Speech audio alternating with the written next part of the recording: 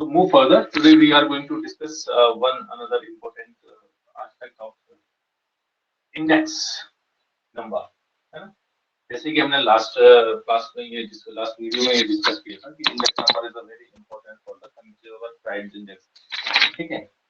तो उसी चीज को हम आज थोड़ा सा आगे ले जाने की कोशिश करेंगे। तो क्या है कि अब हम बात करते हैं कि हाउ टू मेक इंडेक्स, कैसे हम इंडेक्स नंबर को क्रिएट करते हैं, व्हाट आर द मेथड्स, कौन कौन से मेथड्स हैं जिन पे कि हम उसको सेटअप करने की कोशिश करते हैं। तो देखो बेसिकली क्या है कि देयर आर टू थिंग्स, दो तरह की चीज है इंडेक्सिंग में। नंबर है एक तो फिक्स्ड बेस्ड,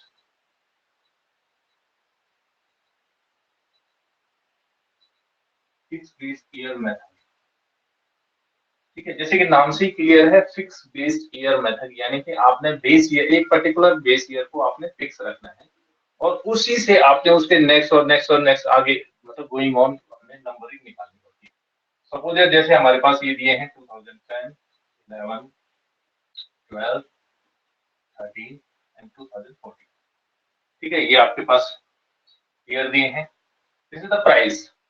दूसरा है प्राइस, आपने मतलब किसी पर्टिकुलर कमोडिटीज के प्राइस स्टडी करे हैं लास्ट 3 इयर्स।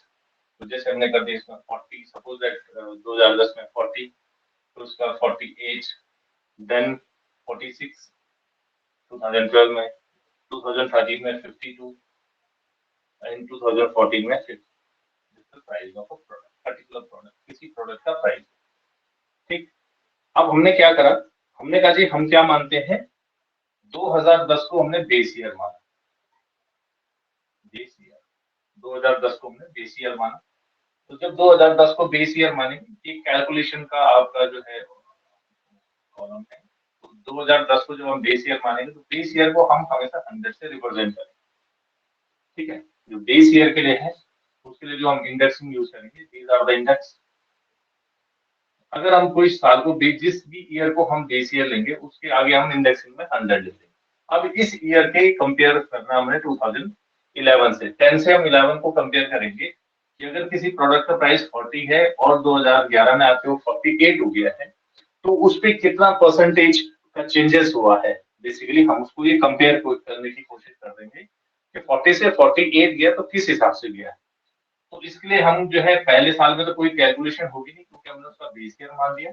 जब हम सेकेंड ईयर के लिए करेंगे, इंडेक्स यानी कि 2011 का index into 100 divide by base year index यानी 40, ठीक है। तो बेस ईयर किसका हो गया, बेस ईयर हो गया आपका ये, तो 48 इंटू 100, 48 इंटू 100 डिवाइड बाय 40, ये आपका जो है 48 करंट ईयर का हो गया, 40 आपका बेस ईयर का इंडेक्स हो गया इंटू 100।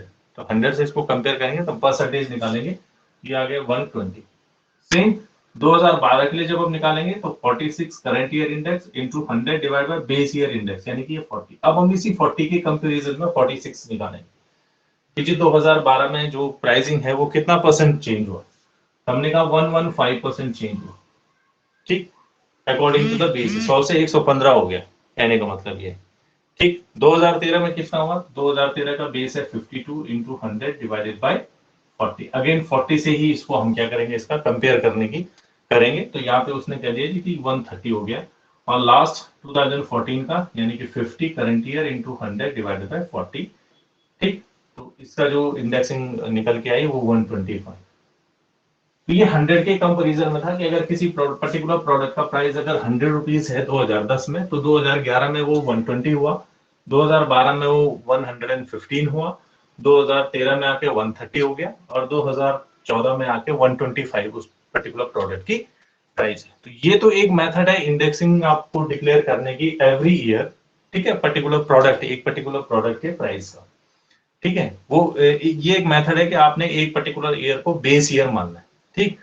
लेकिन क्या होता है कि कई बार अगर आपका बेस, सपोज दैट ये तो केवल 4 साल का आपने निकाला है, अगर ऐसी अगर हम 2014, 15, 16, 17, 18, 19, 20, 21, सपोज 2024 का निकालना चाहें, तो देखो उसमें प्रॉब्लम क्या है कि 2010 को आपने बेस ईयर माना है और 2010 की कंडीशंस के हिसाब से आप 24 की फोरकास्टिंग करना चाहे तो there is a 14 years 24 years sorry 14 years gap ना, 14 साल का गैप हो रहा है।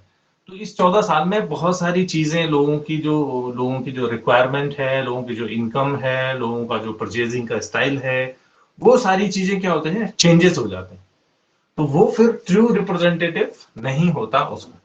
तो इसके लिए हम क्या करते हैं, इसके लिए ये मेथड, इस शॉर्टकमिंग्स को हमने क्लेरिफाई करने के लिए हम कहते हैं चेन बेस्ड मेथड। ये है जैसे फिक्स बेस्ड है, इस फिक्स बेस की सॉरी इस फिक्स बेस की जगह हम क्या करते हैं, फिर चेन बेस्ड मेथड यूज करते हैं। ठीक है, वो मैं भी आपको बताता हूं कि चेन बेस्ड इंडेक्सिंग कैसे यूज करते हैं। तो चेन बेस्ड इंडेक्सिंग को यूज करने के लिए चेन बेस्ड इंडेक्सिंग दिया। तो इसमें क्या करना है आपने कि चेन बेस्ड इंडेक्सिंग में क्या होता है कि उससे प्रीवियस ईयर जो होता है वो बेस ईयर बनता है, यानी कि इससे प्रीवियस ईयर, जैसे अब गवर्नमेंट जो यूज करती है इंडेक्सिंग, जो हम कहते हैं कि महंगाई दर में इतना चेंजेस हो गया, तो अब क्या हो गया है कि नया मेथड यूज हो गया है, बेस ईयर उससे प्रीवियस वाला ईयर जो है बेस ईयर होगा, और उसके बेसिस पे आप करंट ईयर की सिचुएशंस को क्या करेंगे, चेंज करेंगे। एक एग्जांपल के थ्रू हम देख लेते हैं। सपोज दैट अगेन ये आपको दिया है 2010, 2011, 2012, 2013 और 2014। सपोज आपको ये डेटा दे रखे हैं, ठीक। वही प्राइस आपका जो पहले था, ये 180, सपोज ये हो गया 120, ये 132, ठीक है, ये हो गया 1264 एंड 2014 के लिए आपका है 390। ठीक है, दिस इज द प्राइस। अब आपको क्या, क्योंकि आप चेन बेस्ड कर रहे हैं ना, तो अब आप यहाँ पे जो कैलकुलेशन करेंगे, वो कैलकुलेशन क्या करेंगे, चेन बेस्ड फिक्स्ड मेथड बोलते हैं इसको। तो इसमें तो फर्स्ट ईयर को तो आप 100 ही मानेंगे। ठीक है, ये इंडेक्स हो गया, इसको तो आप 100 ही मानेंगे। ठीक है, तो बेस ईयर का जो इंडेक्स प्राइसिंग हो गया 2010, यानी कि पहला साल है, ये किसी पे बेस नहीं है, इसलिए इसकी जो इंडेक्सिंग होगी वो सीधे सीधे 100 हो जाएगी। अब अगर हम दूसरे ईयर की बात करें, तो इसकी जो कैलकुलेशन हम करेंगे वो ऐसे करेंगे, 120 इंटू 100 डिवाइड बाई 80। जो पहला साल है, current year into previous year का जो इंडेक्सिंग है वो डिवाइड में आ जाएगा, इंटू 100 आ जाएगा। ये हो गया जी प्राइस 150% चेंज। ठीक, जब हम दूसरे साल का निकालेंगे 2012 का, तो करंट ईयर का इंडेक्स है 132 इंटू 100। यहाँ पे ये 80 base year, fix base year 80 नहीं है, अब इसके लिए बेस ईयर का काम करेगा 130। यहाँ पे चेन बेस्ड है, वो एक पर्टिकुलर सीक्वेंस में बढ़ता रहेगा बेस ईयर। अब आपने इसको 120 ले लिया है, तो 120 के हिसाब से जो इसके प्राइस आ गए वो 110। देखो अब डिफरेंस हो गया ना, 80 से 132 पे जाता तो ऑब्वियस है कि इसका जो ईयर है वो चेंज ज्यादा आ जाता है, इंडेक्सिंग जो है ज्यादा आती। जैसे ये 150 आई है, तो ये 150 से अब एब्सोल्युटली ज्यादा होता फिर। ठीक है, 80 का 130 हो गया, तो ये 200% के अराउंड हो जाता, डबल प्राइस हो गया। लेकिन वो क्या है, 2010 के पे हम 12 का कंपेयर नहीं कर रहे हैं, हम 11 से 12 को कंपेयर कर रहे हैं कि in comparison of 2011 what is the percentage change in the price of the 2012 of a particular product. किसी एक पर्टिकुलर प्रोडक्ट के प्राइस में क्या जो है चेंजेस आए। वैसे 2013 के लिए हम करेंगे 264 इंटू 100 डिवाइडेड बाय 132। 132 से 264 हो गए, तो इसका मतलब भी 200% आपका चेंज हो।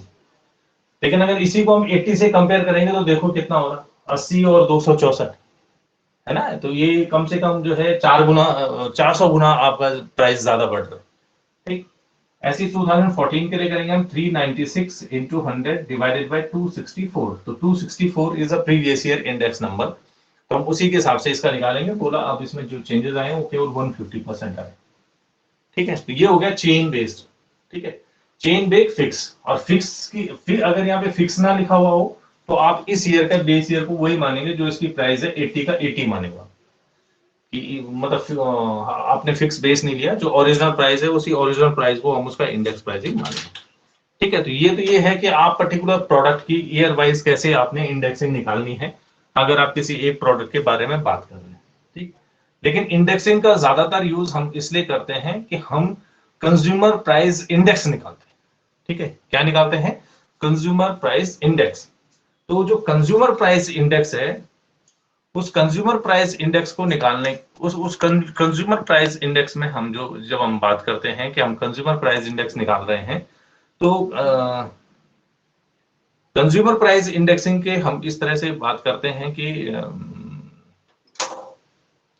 कंज्यूमर प्राइस इंडेक्सिंग में हम इस तरह से बात करते हैं कि हम वो ले लेते हैं, इसमें क्या कहते हैं उसे, कंज्यूमर प्राइस इंडेक्सिंग में हम क्या करते हैं कि सारी कमोडिटीज का एक प्रॉपर वो निकालते हैं, मतलब एक मिक्स्ड वो निकालते हैं कि आपको फूड है, क्लॉथिंग है, ठीक है, वाटर है, इलेक्ट्रिसिटी है, इन सब का हम एक निकालते एक इंडेक्स निकालने की कोशिश करते हैं कि what is the consumer price index. इन सारी कमोडिटीज को मिलके इनका पहले अलग अलग वैल्यूएशन निकाल के हर कमोडिटीज का फिर हम कंपेयर करते हैं, ओवरऑल एक इंपैक्ट देखने की कोशिश करते हैं। वो एक्चुअली उस मेथड को हम कहते हैं इंडेक्सिंग के मेथड्स। ठीक है, तो यहाँ पे बहुत सारे ऐसे मेथड्स हैं जो हम इंडेक्सिंग में यूज करते हैं। तो उसमें सबसे पहले मैं आपको जो डिस्कस करने वाला हूँ मेथड, वो है आपका सिंपल मेथड। ठीक है, अब ये तो हम ये जो हमने अभी तक जो दो मेथड निकाले, इससे हम किसी प्रोडक्ट की ईयर वाइज जो है इंडेक्सिंग निकाल लेंगे पहले, फिर हम उस इंडेक्सिंग को एक एक एक कमोडिटीज के लिए निकालेंगे, फिर दूसरी के लिए, फिर तीसरी के लिए, फिर चौथी के लिए, फिर पांचवी के लिए, और फिर उसके बाद फिर हम उसमें क्या करेंगे, ओवरऑल निकालने की कोशिश करेंगे। तो उसी ओवरऑल के फॉर्मूले में सबसे पहले है आपका सिंपल। ठीक है, simple aggregate method, simple aggregate method. तो यहां क्या है, आपको दिया होगा कमोडिटीज, ये आपकी कुछ वस्तुएं हैं A B C D. Suppose आपको ये पांच प्रोडक्ट दिए, ए बी सी डी ई, ये पांच प्रोडक्ट दिए हैं जो कि ह्यूमन इंडेक्स में काम करेंगे, कंज्यूमर इंडेक्स में काम करेंगे। ठीक है, ये आपको इंडेक्स प्राइस दे रखा है 2010 का। ठीक है, तो इस 2010 को हम मानेंगे P0 यानी कि बेस ईयर मानेंगे। ठीक, आपको 2010 और 2014 के दिए, फिर आपको उनको कंज्यूमर को वो क्या करना है, कंपेयर करना है। तो 2010 में जो ए कमोडिटीज है उसके प्राइस सपोज थे 40, बी के थे 50, सी के जो प्राइस है वो 80, डी कमोडिटीज का जो प्राइस है वो 100 और ई कमोडिटीज का 150। ठीक, ये एक कमोडिटीज हो गई। अब हमें जो इंडेक्सिंग दी है वो 2014 की दी है, इसको हम मानेंगे P1। ठीक है, इसको हम मानेंगे P1 2014 प्राइस 1। तो 50, ये भी 50, 100, तीसरे प्रोडक्ट की जो वैल्यू है वो 2014 में जाके 100 हो गई। 2015 में जो डी कमोडिटीज है उसकी जो वैल्यू है, ये जो प्राइस हुआ वो 120 हुआ, और ई जो प्रोडक्ट है उसका 160 हुआ। ठीक है, तो ये हमने क्या निकाल, ये हमको क्वेश्चन में दिए हुए होंगे कि पर्टिकुलर प्रोडक्ट का ईयर वाइज प्राइस दिया। सी का जो है 2010 में ये था, 2014 में ये हुआ, डी का 2010 में ये रहा, 14 में ये रहा, ई का 2010 में रहा, 14 में ये रहा। ये इनका हमारे जो है प्राइस हो गए अलग अलग। अब क्या करेंगे, हम इसका ओवरऑल इंपैक्ट निकालने की कोशिश करते हैं। तो ओवरऑल जब हम इंपैक्ट निकालेंगे तो सबसे पहले हम क्या करेंगे, इनका टोटल करेंगे, क्योंकि ओवरऑल अब ए के लिए हम अलग से नहीं निकाल सकते, बी के लिए हम अब ईयर वाइज निकाल रहे हैं कि 2010 में जो कंज्यूमर प्राइस इंडेक्स था वो क्या था, 2014 में जो कंज्यूमर प्राइस इंडेक्स था वो क्या था, और ये दोनों एक दूसरे का कितना परसेंट चेंजेस हुआ था इसमें। ठीक है, तो हम क्या करेंगे, सबसे पहले इसके प्राइस का टोटल कर देंगे, ये हो जाएगा 420, और इसका भी कर देंगे सिग्मा P1, तो इसका है 480। ठीक, ये बेस ईयर का हो गया, ये करंट ईयर का। देखो फॉर्मूला वही है, बेस ईयर और करंट ईयर। अब दोनों के कंबाइन निकालना है, तो P01 प्राइसिंग 0, P0 और 1। ठीक है, इसके कंपैरिजन में प्राइस हम कर देंगे is equal to sigma P1 यानी कि current year into 100 divided by aggregate of base year, aggregate pricing of base year. Formula हमने वही यूज करना है, बस थोड़ा सा प्रेजेंटेशन की फॉर्म आपकी चेंज हो जाएगी। अब कंपेयर करना शुरू कर दिया हमने। ठीक है, तो P01 इज इक्वल टू हो जाएगा 480 इंटू 100 डिवाइडेड बाय 420।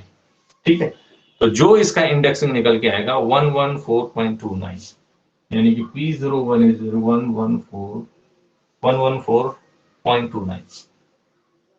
यानी कि आप अब ये बताने की कोशिश कर सकते हैं कि भैया जो कंज्यूमर प्राइस इंडेक्स है 2010 से 2014 में ओवरऑल जो परसेंटेज चेंज हुआ है कमोडिटीज का, वो कंज्यूमर प्राइस इंडेक्स 100 से 114.29 पे पहुंच गया, यानी कि 114.29% पे पहुंच गया। कि अगर हम 2010 और 2014 के प्राइसों के कंपेयर करें तो एग्रीगेट यानी कि एन एवरेज वो जो है 114.29% के हिसाब से जो है इंक्रीज हुए हैं। आज इंडेक्स ये है 14 रुपए बढ़ गए हैं 4 सालों के अंदर अंदर किसी पर्टिकुलर प्रोडक्ट के प्राइस। ठीक है, तो ये आपको एक एग्रीगेट, ये सिंपल है जिसमें कि हम सिंपल इंडेक्सिंग की बात करते हैं कि जब हमने सिंपल से मेथड निकालना है। इसके अलावा भी कई सारे वो हुए हैं, स्टैटिशियन हुए हैं जिन्होंने कि आपको जो इंडेक्सिंग है वो इंडेक्सिंग का जो है फॉर्मूला निकाला है कंज्यूमर प्राइस इंडेक्स का। उसमें जो सबसे पहले नाम आता है वो है लास्पेयर। ठीक है, नंबर 1 है लास्पेयर। तो लास्पेयर्स ने क्या कहा, लास्पेयर्स मेथड तो सिंपल फॉर्मूले पे बेस्ड है। तो लास्ट ईयर का जो फॉर्मूला है वो ही हमें ये बताता है कि P01 जब हम किसी बेस ईयर और करंट ईयर की हम किसी पर्टिकुलर ईयर का कंपेयर करेंगे तो उसकी हम इस तरह से निकालते हैं। सिग्मा हम टोटल करेंगे, हम टोटल करेंगे price of base year quantity. ठीक है, क्योंकि अब इसमें ये तो सिंपल वाला ये है कि आपने प्राइस बेस कर दिया, लेकिन अब ये यहाँ पे बात ये आती है कि भाई उस पर्टिकुलर प्राइस पे कितनी क्वांटिटी हम परचेज करेंगे, क्योंकि क्वांटिटी भी एक इंपॉर्टेंट फैक्टर है। हो सकता है किसी पर्टिकुलर प्रोडक्ट का प्राइस बढ़ा हो लेकिन उस प्राइस के बढ़ने के साथ साथ उसकी क्वांटिटी में कमी आई हो, है ना।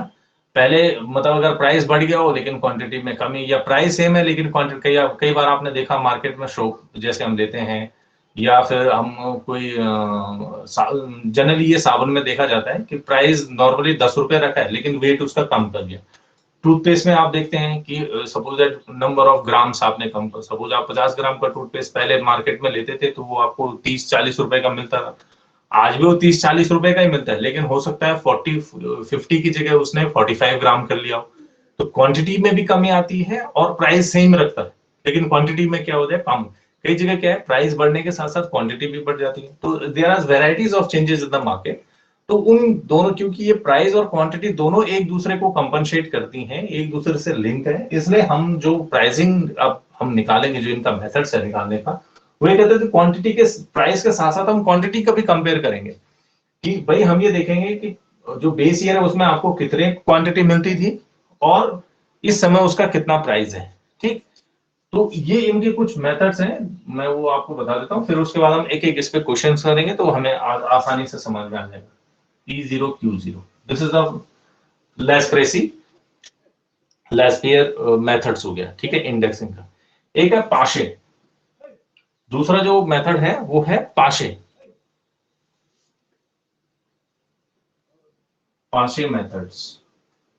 तो पासे ने भी जो फॉर्मूला दिया है, पासे का फॉर्मूला ये है, वो ये कहता है कि हम कंपेयर करेंगे, sorry, P1 Q1 into 100 divided by sigma P0 Q0, यानी कि बेस ईयर का प्राइस और क्वांटिटी का मल्टीप्लीकेशन उसका टोटल और करंट ईयर का प्राइस एंड क्वांटिटी का मल्टीप्लीकेशन। ठीक है, लास्ट ईयर क्या करते हैं कि हमें टोटल करना है किसका, बेस ईयर की क्वांटिटी करंट ईयर का प्राइस क्या है और उसको कंपेयर करना है बेस ईयर के प्राइस और क्वांटिटी से। ठीक, तो ये दोनों जो है इस थ्योरी पे यूज करते हैं। यहाँ पे जो सबसे इंपॉर्टेंट है आपके एग्जामिनेशन पॉइंट ऑफ व्यू से और जो आपको समझने की ज्यादा जरूरत है वो है आपका फिशर का इंडेक्स। ठीक है, तो फिशर ने क्या किया कि उसने प्राइस और इंडेक्स के साथ उस सबसे बेहतर मतलब जो मानते हैं हम स्टैटिस्टिशियन में जो ज्यादातर यूज करते हैं वो फिशर का इंडेक्स यूज करते हैं। तो फिशर इंडेक्स, फिशर का इंडेक्स मेथड। तो फिशर ने क्या किया, उसने थोड़ा सा फॉर्मूले को चेंज कर दिया। उसने कहा जी ये रूट होगा फिशर का index P01 is equal to sigma. उसने इन दोनों दोनों के मेथड्स को जो है कंबाइन करके एक अपनी अलग सी थ्योरी दी है। P1 Q0, ये इसके प्राइस को उठाया उसने, ठीक है, लेस पेयर की जो ऊपर जो वैल्यू है वो उठाया इनटू P1 Q1, ठीक है, इसके ऊपर की वैल्यू को उठाया जो इसने ऊपर रखी है, divided by sigma P0 Q0 into, यानी कि बेस ईयर के सिग्मा P0 Q1, ठीक है, इसका रूट निकाला और इसको मल्टीप्लाई बाई 100 कर, तो इसको हम बोलते हैं फिशर का इंडेक्स। ये सबसे कंपेयर है क्योंकि इसमें हर चीज आपके पास इन्वॉल्व है, एक दूसरे का मल्टीप्लिकेशन है। देखो ये बेस ईयर के दोनों प्राइस एंड क्वांटिटी का मल्टीप्लिकेशन है, करंट ईयर के प्राइस एंड क्वांटिटी का मल्टीप्लिकेशन है। यहाँ पे हम सम निकालेंगे P1 यानी कि करंट ईयर के जो प्राइस है उसका बेस ईयर की क्वांटिटी के साथ कितना टोटल होता है, उसके हिसाब से कितना होता है। दूसरा आपको देखिए बेस ईयर का प्राइस और करंट ईयर की क्वांटिटी, उनका इम्पैक्ट क्या होता है। तो फिशर का इसीलिए कंप्लीट माना गया है इसने कि दोनों बेस ईयर और करंट ईयर दोनों को इक्वल रिस्पॉन्स दिया है, इक्वल प्रेजेंटेशन हुआ है उसमें। इसके हिसाब से उन्होंने क्या करा है, अपने इंडेक्स मेथड को यूज करा है फिशर ने, ठीक है। तो अब एक हम क्वेश्चन करेंगे जिसमें कि हम थोड़ा सा देखेंगे कि जो लास्ट पेयर और जो पाशे है उनका मेथड किस तरह से यूज करता है, और फिर उसी में हम फिशर के इंडेक्स को भी देखने की कोशिश करेंगे कि फिशर का इंडेक्स क्या इसमें यूज रोल प्ले करता है, ठीक है। तो ये है, हम सब देखेंगे अपने नेक्स्ट वीडियो में जब भी हम जो है आएंगे ऑनलाइन, ठीक है। Till then thank you so much dear and care, be careful, okay.